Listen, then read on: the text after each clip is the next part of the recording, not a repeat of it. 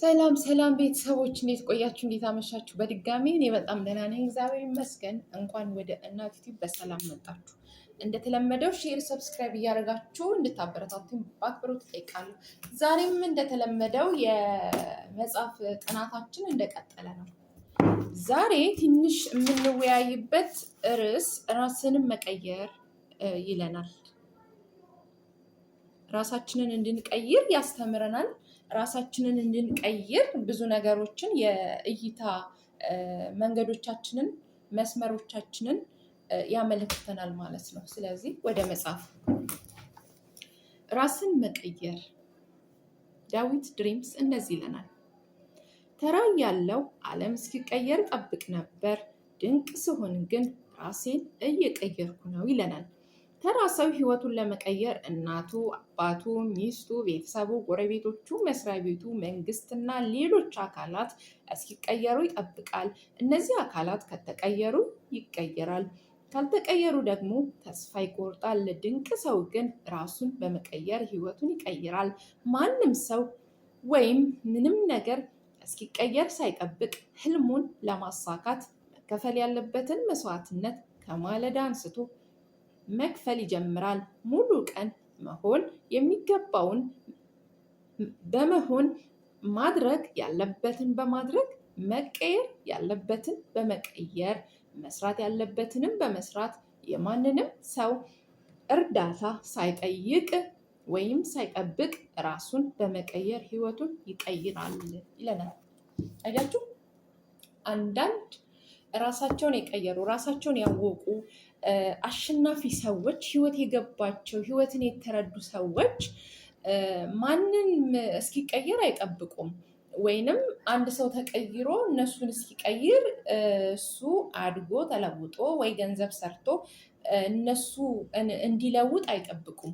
ሰነፍ ሰዎች ግን ቤተሰቦቻቸው እንዲቀየሩ ወይንም ደግሞ ለምን አልተቀየርክም፣ ለምን እንደዚህን ስራ አሰራም ስትለው በቤተሰቡ ያሳብባል። ቤተሰቦቼ ድሃ ስለሆኑ ነው፣ ወንድሜ ስለማይረዳኝ ነው፣ እህቴ ስለማታግዘኝ ነው፣ ሚስቴ ስለማትረዳኝ ነው፣ ባሌ ብላ ብዙ ብዙ ብዙ ብዙ ሰበቦችን ያሳብባል ማለት ነው። ሰነፍ ሰው ሴትም ሆነ ወንድ በየትኛውም እድሜ ደረጃ ላይ ያለ ሰው ማለት ነው። ያው ህፃኖች እያልኩ አይደለም በዚህ አጋጣሚ እና ጎበዝ ሰዎች ሪስክ ወስደው መከፈል ያለበትን መስዋዕትነት ይከፍላሉ። ሰነፍ ሰዎች ግን ሰዎች እስኪቀየሩ ቁጭ ብለው ያማራሉ ማለት ነው። እንቀጥል። ህይወት እንዲቀየር ከፈለክ መቀየር ያለበት ከአንተ ውጭ ያለ ሌላ አካል ሳይሆን አንተ ራስህ ነህ ሲባል ሰምተህ ሊሆን ይችላል። የሰማኸውን ነገር በደንብ ካልተረዳኸውና ወደ ተግባር ካልቀየርከው ግን ሰሚ እንጂ ውጤታማ አትሆንም። ብዙ ሰው አሁን ሚስጥሩ ገብቶኛል፣ ህይወቴን ለመቀየር እኔ ራሴ መቀየር አለብኝ ብሎ ያወራል። ነገር ግን ከተወሰነ ጊዜ በኋላ ነገሮች እንዳሰበው ሳይሄዱ ሲቀሩ ውሳኔውን ይሽረዋል። የወሰነውን ውሳኔ ሆን ብሎ ባይሆን እንኳን ሳያስበው ያፈርሰዋል። ከዚያም ሌሎች ሰዎች ወይም ነገሮች እስኪቀየሩ ወደ መጠበቅ ልማዱ ይመለሳል። አያችሁ፣ ሰነፍ መሆን ተራ ሰው ያደርገናል፣ ከሰው እንድንጠብቅ ያደርገናል። በጣም ከኛነታችን ያጎድለናል ማለት ነው። ብዙ ሰው በወኔ ተነሳስቶ ዳግም ህልሜን ለማሳካት ራሴን መቀየር አለብኝ ብሎ ያስባል። ነገር ግን ከተወሰነ ጊዜ በኋላ አበድርሃለሁ ያለው ሰው ሳያበድረው ሲቀር፣ ቤተሰቡ ሳይረዳው ሲቀር፣ መንግስት ፍቃድ አልሰጥ ሲለው፣ አለቃው ሳይፈቅድለት፣ ሰራተኞቹ ሳያግዙት ወይም ያሰበው ነገር ሳይሳካለት ሲቀር ተስፋ ይቆርጣል። በቃ ተስፋ ይቆርጣል። ሌሎች ሰዎች እስኪቀየሩ ወደ መጠበቅ ልማዱ በድጋሚ ይመለሳል። ድንቅ ህይወት ለመኖር እና ህልምህን ለማሳካት ማንም አንዳች ነገር እስኪያደርግልህ መጠበቅ የለብህም። ህልሙ ያንተ ነው። የታየህም ላንተ ነው። ስለዚህ መከፈል ያለበትን ዋጋ መከፈል ያለብህ አንተ ራስህ ነህ። አንተ ለህልም ምንም አይነት ዋጋ ሳትከፍል ሌሎች ሰዎች ለአንተ ህልም ዋጋ እንዲከፍሉ መጠበቅ የለብህም። አንተ ለህልም የመጨረሻውን ዋጋ እና አስፈላጊውን መስዋዕትነት ሁሉ ስትከፍል ሌሎች ሰዎች ሊረዱ ይችላሉ።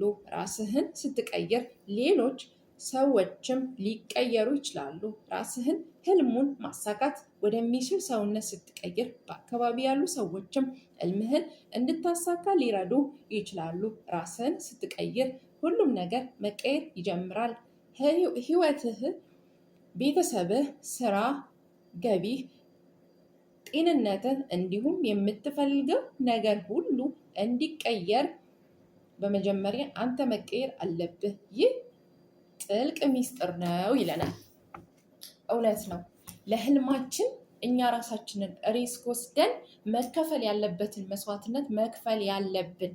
ማንም ሰው እንዲህ ሰነፍ ሰዎች ናቸው ሲጀመር ቤተሰቡ እንዲቀየርለት ወይ መንግስት እንዲቀየርለት ወይ ሀብታም ጎረቤት፣ ጓደኛ እንካ ስራ በገንዘብም ብቻ ሳይሆን በሀሳብም ለምንድነው እንደዚህ ያልሆንከው ለምንድነው ያልተቀየርከው ብሎ ሲጠየቅ እንደነገርኳችሁ ቅድም ምንድነው የሚያሳበበው በቤተሰቡ በመንግስት በምናምን ብቻ ለምን ሰበበኛ ነው ውስጡ መንገዱን ጀምሮ ራሱ መክፈል ያለበትን መስዋዕትነት መክፈል አይፈልግም። በአጠቃላይ ሰነፍ ነው። ጎበዝ ሰዎች ግን መስራት ያለባቸውን ነገር ለህልማቸው ሲሞቱ ሲሰሩ ሌሎች ሰዎችም ህልም ሲኖረን ነው ጎበዝ ስንሆን በስራችን ላይ እኛ ራሳችንን ስቀይር ነው መርዳት የሚፈልጉት ማለት ነው። ይሄ ውሸት ምንም አይደለም። ማንም ሰው ሰነፍ ሰውን አይወድም።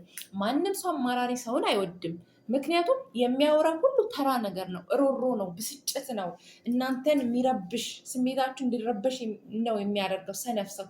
ጎበዝ ሰዎች ግን ህልማቸውን ኖረው ስለ እድገት፣ ስለ ማህበራዊ ህይወት፣ ስለ ለውጥ፣ ስለ ተስፋ ነው የሚያወሩት እንጂ ስለ ዛሬ ቁስ ወይንም ደግሞ አከሌ እኮ እንደዚህ ቢያደርግ፣ እንደዚህ እኮ ቢያስተካከል፣ እንደዚህ እኮ ለምን አልሆነም፣ ይሄ ነገር እኮ አለው፣ ያ በዚህ ወጥቶ በዚህ ገባ፣ ተራ ወሬ አያወሩም ጎበዝ ሰዎች ማለት ነው። ስለዚህ ሰነፍ ሰዎች አንሁን፣ ማንም አይወደንም። ለህልማችን መስዋዕት ስንከፍል ነው እግዚአብሔር እንኳን እነዛን ሰዎች አምጥቶ የሚረዳን ማለት ነው። እሱ እንኳን የሚረዳን እኛ አንድ ስቴፕ በተራመድን ቁጥር ነው። እኛ ቁጭ ብለን እግዚአብሔር ወይም ቤተሰብ ወይ ሌላ ሰውን በጠበቅን ቁጥር ግን ራሳችንን፣ አይምሯችንን፣ ማንነታችንን እየገደልን ነው የምንሄደው። ስለዚህ ራሳችን ላይ ሰርተን መከፈል ስለ ገንዘብ እያወሩ አይደለም ያለሁት ስለ አንድ ነገር የቀን ስራም ቢሆን ለምን ሳንቲም አትሆንም? ያችን ሳንቲም ሰርተን በጉልበታችን ስናመጣ አንደኛ እግዚአብሔር ይባርክልናል፣ ሁለተኛ ደግሞ የስራ ወዳድነታችንን አይቶ ሰው ይልክልናል። ሰዎችን በዙሪያችን ያሉ ቤተሰብ የሚሆን እህት፣ ወንድም፣ ጓደኛ፣ በአካባቢ ያሉ ሰዎች እኛ ምን ያህል እንደተራመድን ሲያዩ ነው እኛን ሊረዱ ፍቃደኛ የሚሆኑት። ምክንያቱም ሰነፍ ሰውን እንዳልኳችሁ ማንም አይወደውም። ራሳችሁ ላይ ስሩ፣ ራሳችሁ ላይ